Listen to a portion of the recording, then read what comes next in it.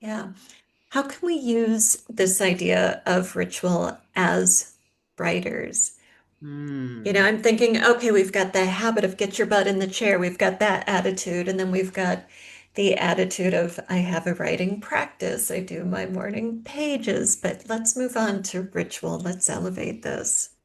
I love that. Well, and just even the energy when you said that, you're like, I got to put my butt in the chair. Like that's that very like masculine. I got to make it happen. I should do this. Yes. versus versus what if okay, it's my writing time. Let's say I have 2 hours. I'm going to set the space to invite myself to show up on the page. So I'm going to, close my door. I'm going to turn off all of my notifications on my computer and my phone, maybe even put my phone in the other room. I'm going to get my favorite candle and I'm going to light it.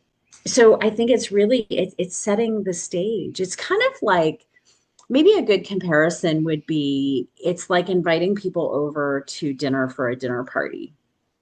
If you invite your friends over, but your kitchen table or your dining room table is just how it always is, you're not really ready for your company.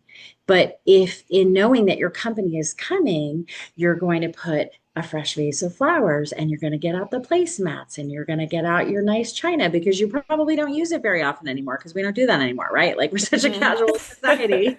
But like get out grandma's china and put it on the table and maybe get cloth napkins and you set the table so then when your guests arrive, they go, oh, look at this. And they're ready for the dinner party and they're in the mode and they're in that space. So I think the same can be true with our writing practices, that when we have just those little prompts that help us to create the space, then it allows us to open up the flow. That when we make it ritualistic, it feels more like an invitation and we're more in the flow and less feeling like, oh, I got to get my butt in the chair. I got to get out my 1,000 words today or, whatever it is that Mhm. we set for Yeah. ourselves. Well, and you use the word sacred with ritual a lot, and I like that that changes the attitude, I feel like, from Yeah.